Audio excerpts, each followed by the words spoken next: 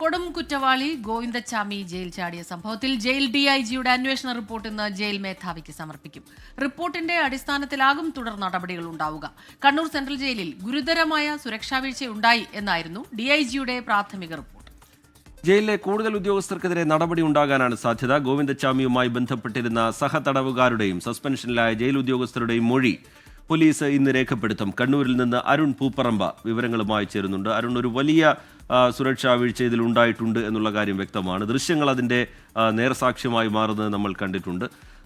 ചില ഉദ്യോഗസ്ഥർക്കെതിരെ നടപടി സ്വീകരിച്ചിട്ടുണ്ടെങ്കിൽ കൂടിയും അവിടെയൊന്നും നിൽക്കുന്നതല്ല ഈ വീഴ്ച എന്നുള്ളത് നമുക്കറിയാം. കണ്ണൂർ സെൻട്രൽ ജയിലുമായി ബന്ധപ്പെട്ട് നേരത്തെ തന്നെ ഉയർന്നു വന്ന വിമർശനങ്ങൾ, വസ്തുതകൾ ഇതൊക്കെ നമുക്ക് മുമ്പിലുണ്ട്. ഇതിൻ്റെ പശ്ചാത്തലത്തിൽ ഒരു സമഗ്ര റിപ്പോർട്ടാണോ മുന്നിലേക്ക് വരുന്നത്? തുടർ നടപടികൾ വേഗത്തിൽ തന്നെ ഉണ്ടാകുമോ അരുൺ പൂപ്പറമ്പ്?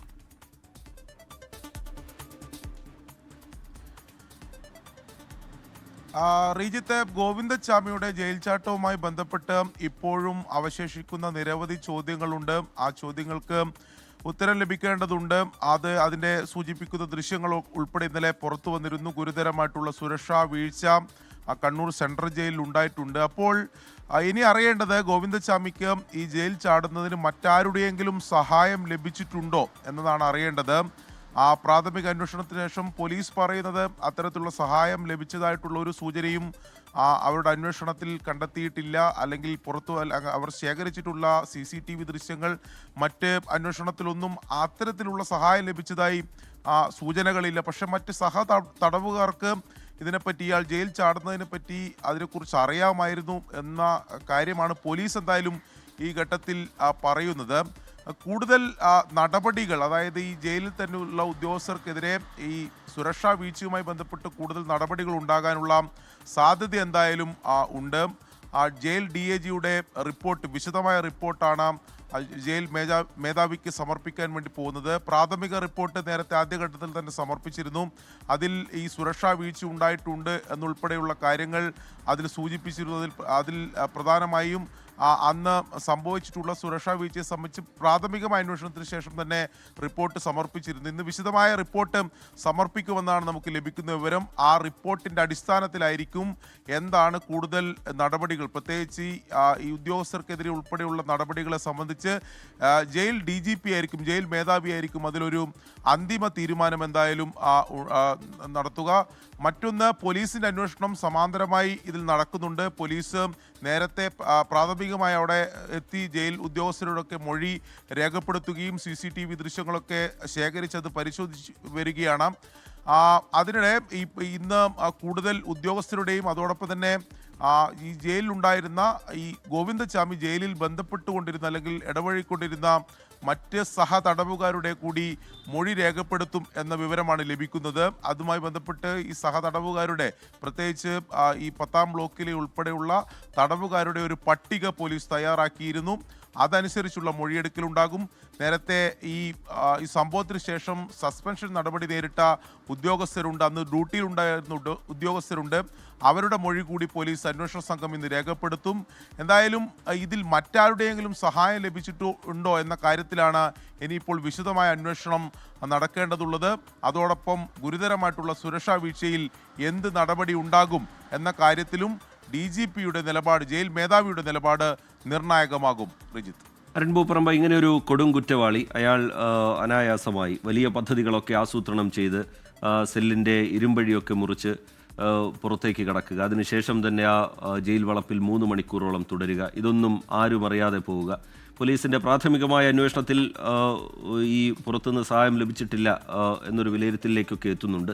ഇത് 3 പേർക്കെതിരെ സ്വീകരിച്ച നടപടിയിൽ ഒതുങ്ങേണ്ട ഒന്നല്ല. ഇതാ ജയിൽ സുരക്ഷയുമായി ബന്ധപ്പെട്ട സിസ്റ്റത്തിൽ തന്നെ വലിയ വീഴ്ചകളും ഗുരുതരമായ കൃത്യവിലോപവും ഉണ്ടായി എന്ന് സൂചിപ്പിക്കുന്ന സംഭവമാണ്.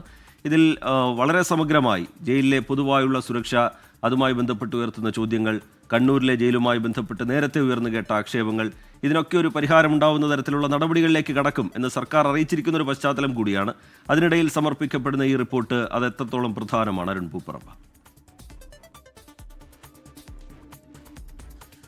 റിജിത്ത്, അത് വളരെ പ്രധാനപ്പെട്ട കാര്യമാണ്. അതായത് ഇതിൽ സുരക്ഷാ വീഴ്ച സംബന്ധിച്ച് അതിനെ തെളിയിക്കുന്ന ദൃശ്യങ്ങളാണ് ഇന്നലെ പുറത്തു വന്നത്. അതോടൊപ്പം ഇയാൾ ജയിൽ ചാടിയിട്ടുള്ള രീതി, അതിലുള്ള ആസൂത്രണം, അതെങ്ങനെ നടപ്പിലാക്കിയെന്നതിനെ സംബന്ധിച്ചുള്ള വിവരങ്ങൾ ആദ്യഘട്ടം മുതൽ പുറത്തു വന്നപ്പോൾ അവിശ്വസനീയം എന്ന് മാത്രമേ അതിനെ പറയാൻ സാധിക്കുകയുള്ളൂ. ഇപ്പോഴും ഈ പോലീസ് പ്രാഥമിക അന്വേഷണത്തിന് ശേഷം ഇത് അയാൾ ഒറ്റയ്ക്ക് നടപ്പിലാക്കിയതാണ്, മറ്റാരുടെയും സഹായം ഈ ജയിൽ ചാടുന്നതിന് അയാൾക്ക് ലഭിച്ചിട്ടില്ല എന്ന് പറയുമ്പോൾ അത് ആ രീതിയിൽ വിശ്വസിക്കാൻ ആർക്കും തന്നെ കഴിയുന്നില്ല. പൊതുസമൂഹത്തിൽ നിന്ന് ഉൾപ്പെടെയുള്ള അതിൽ ചോദ്യങ്ങൾ ഉയരുന്നുണ്ട്.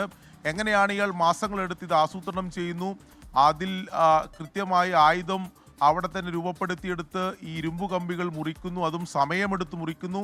അതൊന്നും ഉദ്യോഗസ്ഥരുടെ ശ്രദ്ധയിൽപ്പെട്ടില്ല എന്ന് പറയുമ്പോൾ അതെങ്ങനെ വിശ്വസിക്കാൻ കഴിയും? അതോടൊപ്പം ഈ സെല്ലിലാണ് ഈ ആയുധങ്ങളും മറ്റ് ഇയാൾ ഈ ജയിൽ ചാടുന്നതിന് വേണ്ടി നേരത്തെ തന്നെ ശേഖരിച്ചു വെച്ച വസ്ത്രങ്ങൾ, തുണികളൊക്കെ അവിടെ സൂക്ഷിച്ചു വെച്ചത്. അതിനുശേഷം ഈ ജയിൽ ചാടുന്ന ദിവസം തന്നെ അന്ന് അവിടെ പരിശോധന ഉണ്ടായിരുന്നില്ലേ, അല്ലെങ്കിൽ CCTV കൃത്യമായി നിരീക്ഷിച്ചിരുന്നില്ലേ? അങ്ങനെ ഒട്ടനവധി ചോദ്യങ്ങൾ. അങ്ങനെ നിരീക്ഷണം ഉണ്ടായിരുന്നെങ്കിൽ, പരിശോധന ഉണ്ടായിരുന്നെങ്കിൽ ഒരുപക്ഷെ ഗോവിന്ദചാമിക്ക് ജയിൽ ചാടാൻ സാധിക്കില്ല. നേരത്തെ റീജി സൂചിപ്പിച്ചതുപോലെ സെല്ലിൽ നിന്ന് പുറത്തിറങ്ങി 3 മണിക്കൂറിലേറെ സമയം ഈ ജയിൽ കോമ്പൗണ്ടിൽ അയാൾ ചെലവഴിച്ചു. അയാൾ ഈ ജയിൽ ചാടുന്നതിന് വേണ്ടിയിട്ടുള്ള മറ്റ് കാര്യങ്ങൾ അവിടെ നിന്ന് ഒരുക്കി. അപ്പോൾ ആ സമയത്ത് കൃത്യമായ ഏതെങ്കിലും തരത്തിലുള്ള പരിശോധന, അവിടെ നടക്കുന്ന റൊട്ടീൻ പരിശോധന ഉണ്ടായാൽ മതി. അതായത് സ്ഥിരമായി രാത്രി നടക്കുന്ന പരിശോധനകൾ, ഈ സെല്ലുകളിലൂടെയുള്ള 2 മണിക്കൂർ ഇടപെട്ടുള്ള പരിശോധനകൾ നടന്നിരുന്നെങ്കിൽ കൃത്യമായി ഓരോ സെല്ലിലുമുള്ള നിരീക്ഷണ ക്യാമറകൾ, ജയിലിൻ്റെ വിവിധ വശങ്ങൾ, വിവിധ ആംഗിളുകളിലുള്ള CCTVകൾ പരിശോധിക്കുന്നതിന് വേണ്ടി പ്രത്യേകം ഡ്യൂട്ടിക്ക് ജീവനക്കാരനുണ്ടാവേണ്ടതാണ്. അപ്പോൾ അതൊന്നും അവിടെ അത്തരത്തിലുള്ള സംഭവങ്ങളും അല്ലെങ്കിൽ സുരക്ഷാ സംവിധാനങ്ങളൊന്നും അവിടെ ഉണ്ടായിരുന്നില്ലേ എന്ന പ്രസക്തമായ ചോദ്യം. അല്ല, ഏതെങ്കിലും തരത്തിൽ ഇയാൾക്ക് മറ്റു സഹായങ്ങൾ ലഭിച്ചതിൻ്റെ ഭാഗമായിട്ടാണോ ഇതൊക്കെ കണ്ണടച്ച് ഇത്തരത്തിലുള്ള പഴുതുകൾ ഉണ്ടായത് എന്ന പ്രസക്തമായിട്ടുള്ള ചോദ്യം ഒരു വശത്ത് നിൽക്കുകയാണ്.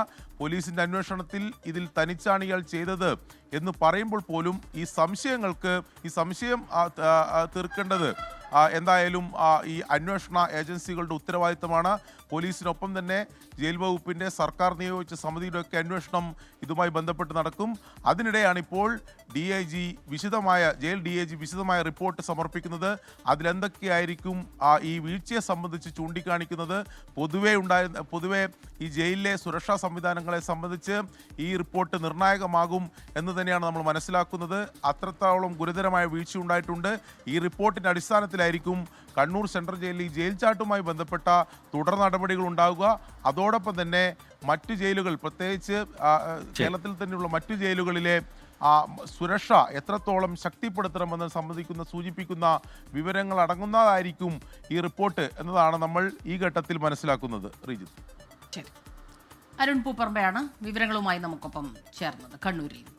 ലോകത്തെവിടെയായാലും ഏത് സമയത്തും 24 വാർത്തകളും ഓഗ്മെന്റഡ് റിയാലിറ്റി പാക്കേജുകളും എക്സ്പ്ലെയിനറുകളും വിശദമായി കാണാൻ ഞങ്ങളുടെ YouTube ചാനൽ നിങ്ങൾക്ക് സബ്സ്ക്രൈബ് ചെയ്യാം.